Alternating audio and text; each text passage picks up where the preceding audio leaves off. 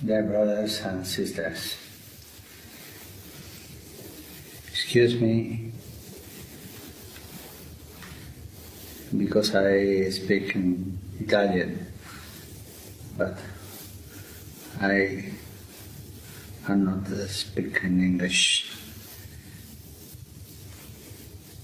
But I will speak no Italian, no English, but carefully. È una lingua più semplice e più autentica. E questa lingua del cuore ha un linguaggio e una grammatica speciale. La grammatica semplice, 2 regole. Ama Dio soprattutto e ama l'altro perché è tuo fratello e la tua sorella. E con queste 2 cose andiamo avanti. Io sono qui con mio fratello, mio vescovo fratello Tony Palmer. Siamo amici da anni. E lui mi ha detto del vostro convegno, del vostro raduno. E con piacere vi invio un saluto gioioso e nostalgico. Gioioso perché a me dà gioia che voi siete riuniti per lodare Gesù Cristo, l'unico Signore, per pregare al Padre e ricevere lo Spirito. E questo dà gioia perché si vede che il Signore lavora in tutto il mondo. È nostalgico perché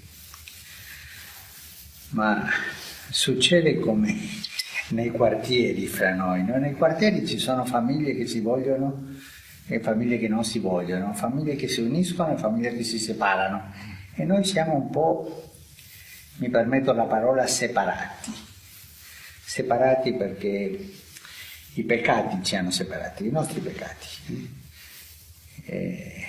I malintesi nella storia, ma una lunga strada di peccato comunitario. Ma chi ha la colpa? Tutti abbiamo la colpa, tutti siamo peccatori, soltanto uno è il giusto, il Signore. Io ho la nostalgia che questa separazione finisca e ci dia la comunione. Io ho nostalgia di quell'abbraccio nel quale parla la Sacra Scrittura, quando i fratelli di Giuseppe, affamati, sono andati a Egitto per comprare, per poter mangiare. Ma andavano a comprare, avevano i soldi, ma non potevano mangiare i soldi. E lì hanno trovato qualcosa più del pasto, hanno trovato il fratello.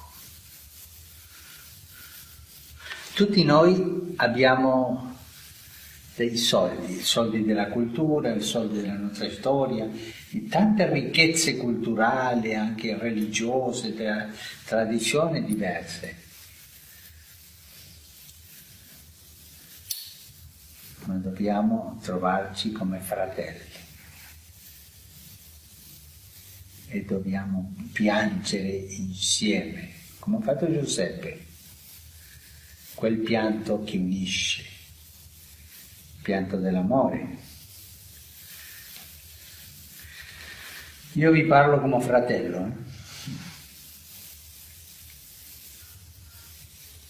E vi parlo così semplicemente,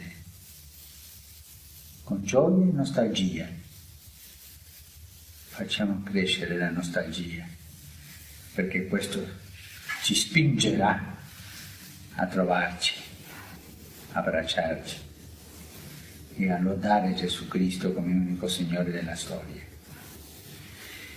Vi ringrazio tanto per sentirmi. Vi ringrazio tanto per lasciarmi parlare la lingua del cuore. E vi chiedo anche un favore, di pregare per me, perché ho bisogno delle vostre preghiere. Io prego per voi, lo farò, ma io ho bisogno delle vostre preghiere e pregare al Signore perché ci unisca tutti.